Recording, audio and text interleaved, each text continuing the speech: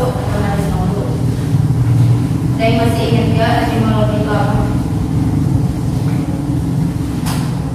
Secara bahasa kata maudhu adalah isim maf'ul yang bentuknya objek dari kata wadoa, yadou, wadaan, mauduan.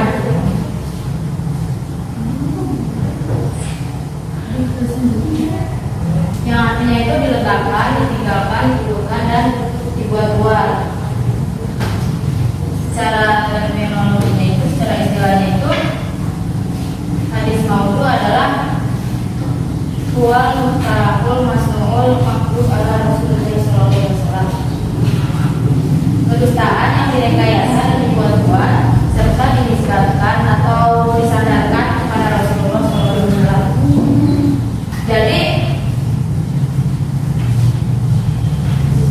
Jadi hadis maudhu ini bukan dari Rasul, dikatakan dari Rasul itu oleh seorang pembohong. Jadi ada pembohong yang membuat hadis dikatakan itu dari Rasul, padahal Rasul itu nggak pernah mengatakan hadis tersebut. Selanjutnya ada motivasi pemalsuan hadis.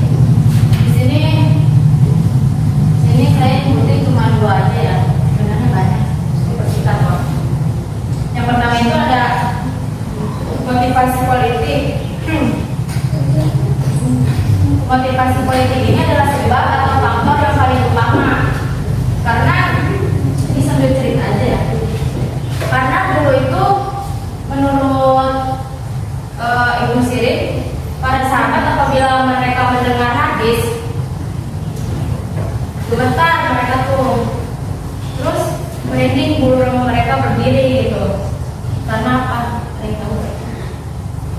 Karena saking sakralnya ucapan dari Rasul. Tapi kemudian setelah terbunuhnya Utsman bin Affan, lalu diperparah lagi dengan wafatnya Ali bin Husain bin Ali, baru lahirlah kelompok-kelompok politik.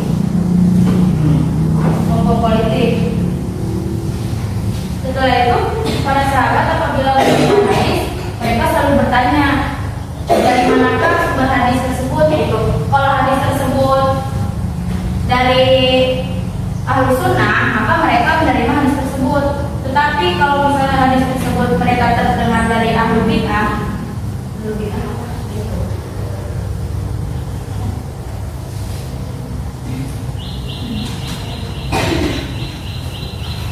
Ahlu bid'ah itu orang-orang yang tidak mengikuti tradisi Rasul dan para sahabatnya, maka mereka menolak hadis tersebut.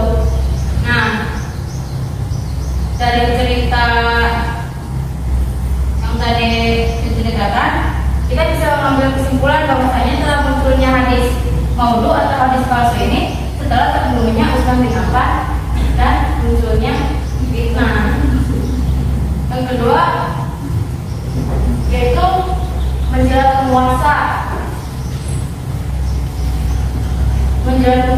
atau untuk membahagiakan penguasa pada saat itu.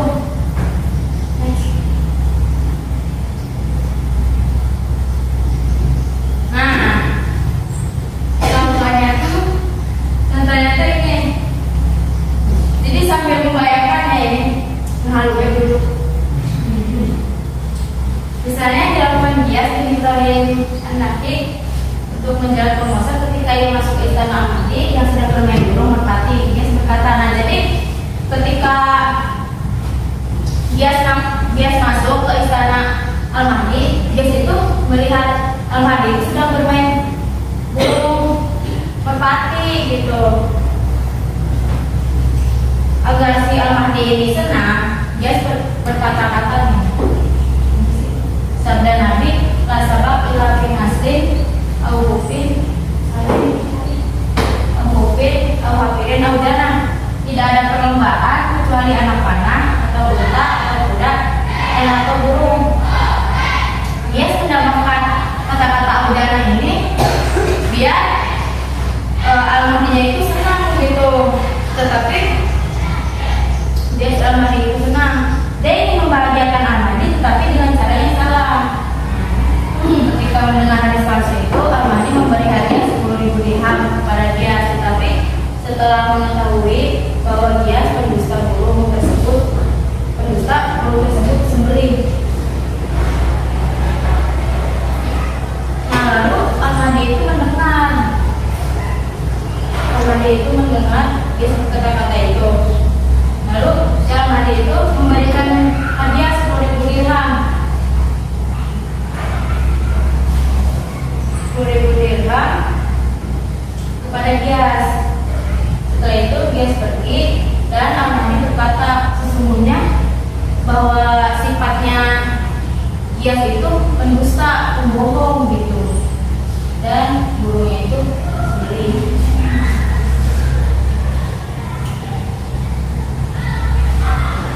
Ini ada cara memasukkan hadis, ada dua.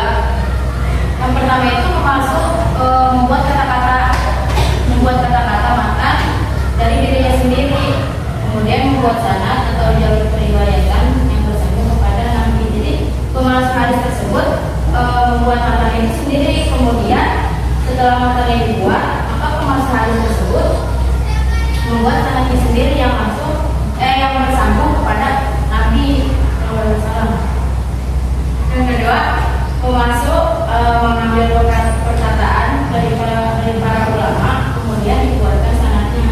Nah, yang kedua ini matanya itu emang dari para ulama, lalu sanadnya dia sendiri dan nyambung kepada Nabi.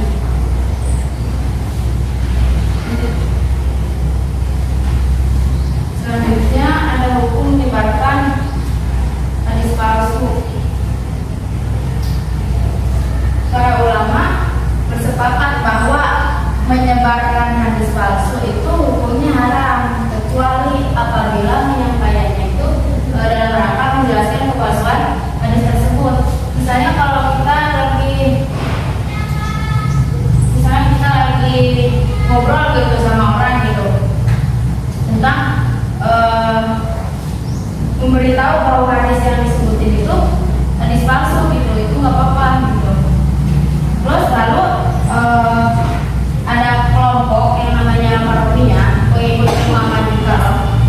Mereka berkata menyebarkan hadis palsu untuk kepentingan Islam itu diperbolehkan. Karena apa? Karena dalam di sini juga disebutin yang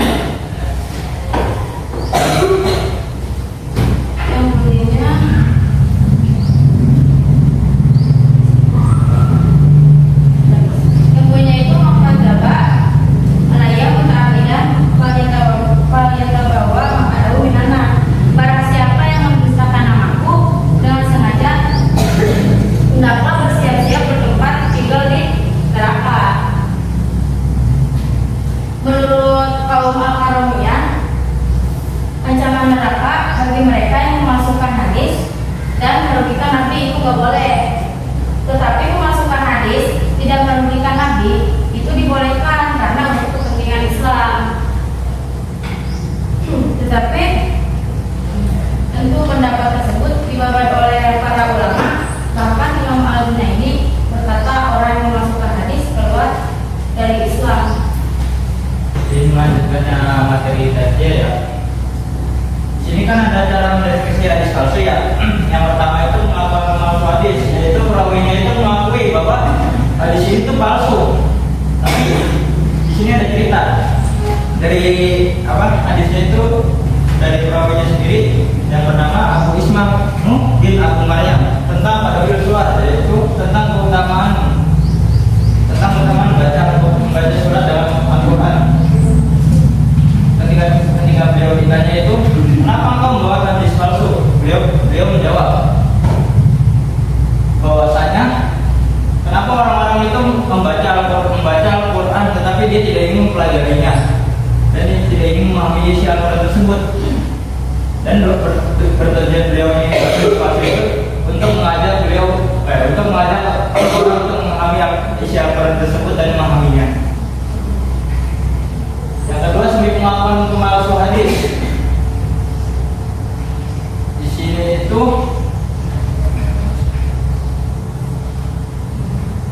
pemalsu hadis itu tidak mengakui bahwa dia memalsukan hadis, tetapi ketika dia ditanya kapan lahirnya, beliau lahirnya setelah gurunya wafat, yaitu ketika beliau menyampaikan hadis yang berasal dari gurunya, tetapi beliau tidak pernah bertemu gurunya itu, maka bisa dikatakan hadis itu palsu secara resmi. Yang ketiga, subjektivitas perawi. Apabila perawinya fanatik terhadap suatu kaum atau suatu kelompok dan mengkultuskan, sebelumnya ada yang tahu mengkultuskan nggak? Mengkultuskan itu mengagung-agungkan ketuanya, mengagung-agungkan ketua kelompok tersebut terhadap kelompok tersebut. Itu beliau membuat hadis yang bisa menjadikan sanad yang menjadikan sanadnya itu berasal dari ketua kelompok tersebut. Yang keempat, keganjilan dalam materi hadis.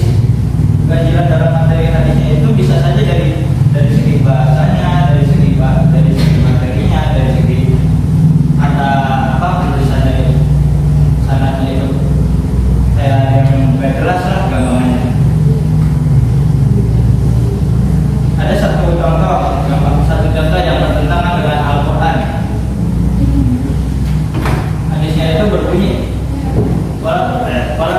waladul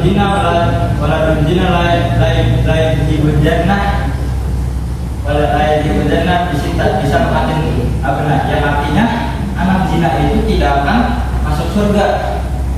Tetapi dalam Al-Quran dijelaskan, wala taziru wajiratun wizra ukhra, yang artinya seseorang itu tidak akan menanggung dosa seseorang lainnya. Nah, dari situ kita bisa menyimpulkan bahwa hadis itu bisa palsu, sebab dari Al-Qurannya itu sudah jelas seseorang tidak akan menanggung dosa seseorang yang lainnya. Perawinya pendusta. Kalau dari perawinya pendusta itu bisa dilihat dari sejarah-sejarah sebelumnya. Bisa jadi sebelumnya itu perawi yang meriwayatkan hadis itu, dia dulu dahulunya itu pendusta atau pembohong besar, yang bisa jadi dibenci oleh kaum lainnya sebab dia berakibat bohong atau mendustakan perkataan dirinya sendiri.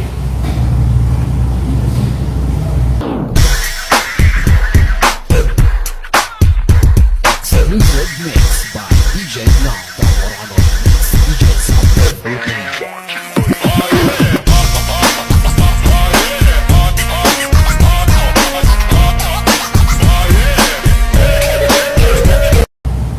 Di sini itu bisa ada contoh-contoh perawi hadis palsu ya, yang bersandarkan pada Abu Hanifah. Ada Abu Ja'far Maiki, ada Ibrahim bin Zaid Aslami, ada Ahmad bin Abdullah al-Julabi, ada Jabir bin Zaid al-Julabi, dan Nuh bin Abu Maryam, dan lain-lainnya. Mungkin saja yang bisa saya sampaikan, kurang lebihnya mohon maaf. Ada yang ingin bertanya sebelumnya yang kurang jelas? Bagaimana jika seseorang yang mengamalkan hadis maudhu, dan apa akibatnya jika hadis tersebut terjun ke masyarakat? Apa yang memotivasi seseorang membuat hadis palsu? Jadi, yaudah, dulunya orang ketiga. Misal, ini dulu ya, sana dulu. Yang pertamanya Jajar, orang keduanya Niko, ya. Orang ketiganya siapa? Amel. Itu apa? Itu dia muncul. Siapa? Orang ketiganya? Oh, betul. Yang mana? Yang mana? Yang mana? Ini namanya Satya. Namanya Saskia. Orang ketiganya siapa di sini? Orang keduanya Niko. Orang pertamanya kata Zahra.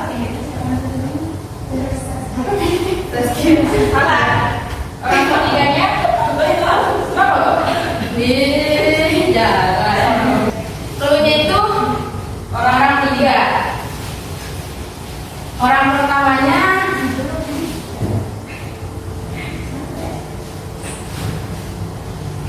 Tasya. Orang keduanya Novi. Orang ketiganya siapa?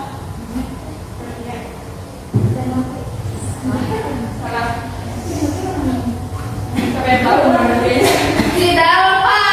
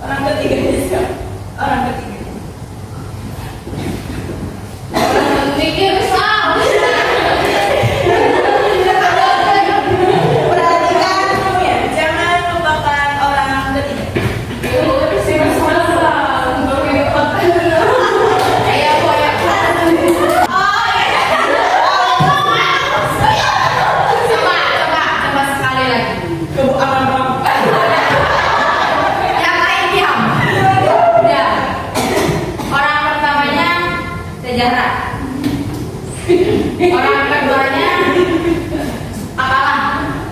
Orang ketiga buat siapa? Orang ketiganya orang ketiganya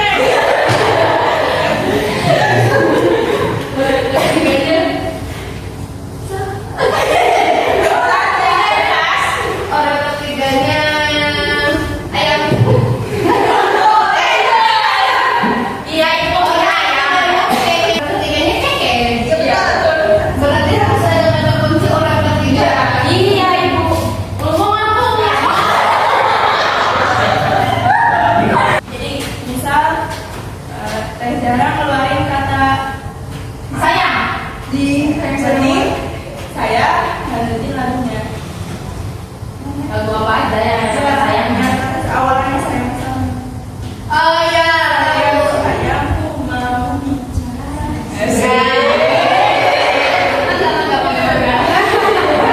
Nanti boleh pilih di mana aja buat ke orang selanjutnya. Dimulai dari kakek. Serah.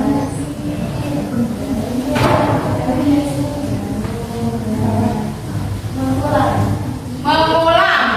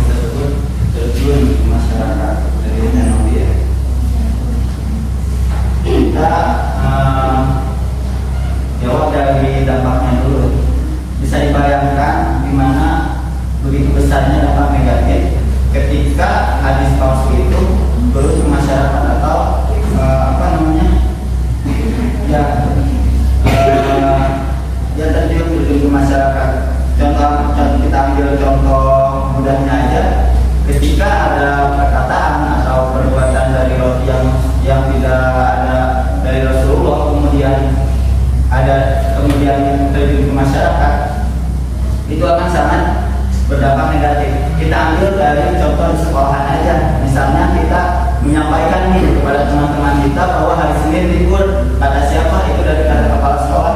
Di mana dampaknya?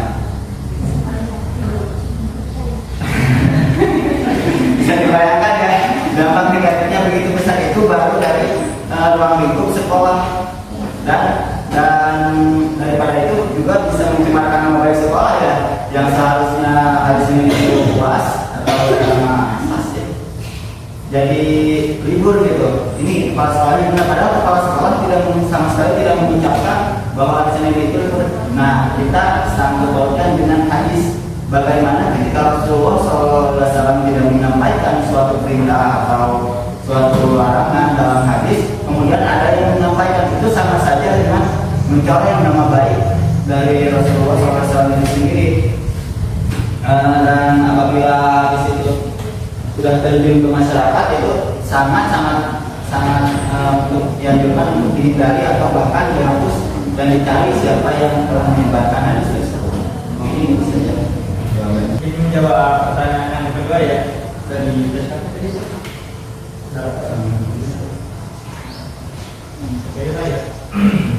apa yang memotivasi seseorang untuk melakukan hadis palsu?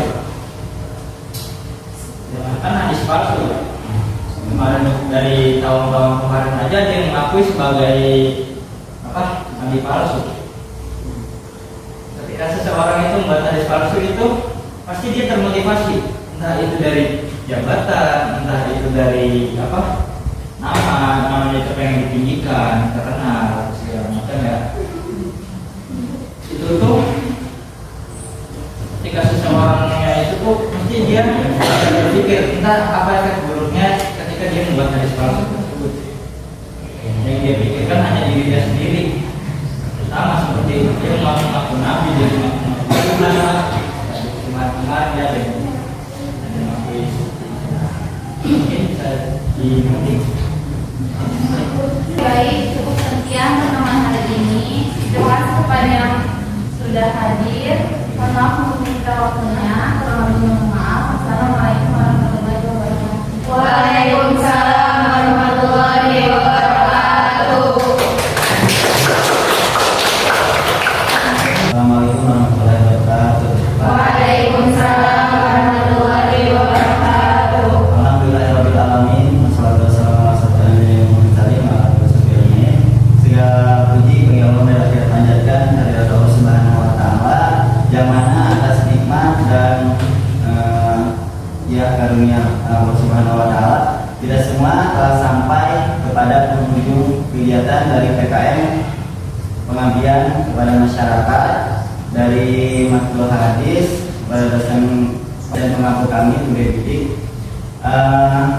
Mungkin saya hanya ingin mengucapkan banyak terima kasih khususnya kepada pembina IRMA SMA 1 Tempuran yang sangat banyak berkontribusi dalam kegiatan kami, dan tidak lupa pula kepada anggota, kepada ketua, wakil ketua dan anggota IRMA semuanya, khususnya kepada siswa dan siswi SMA 1 Tempuran.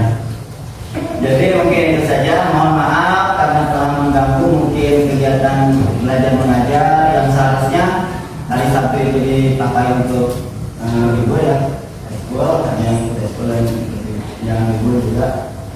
Tapi mudah-mudahan dalam kegiatan ini khususnya bagi kami dan umumnya untuk kita semua mendapatkan manfaat. Amin ya rabbal alamin, dan bertambah ilmu ya. Amin ya rabbal alamin. Mungkin itu saja yang dapat saya sampaikan. Wabillahi taufiq wal hidayah. Wassalamualaikum warahmatullahi wabarakatuh.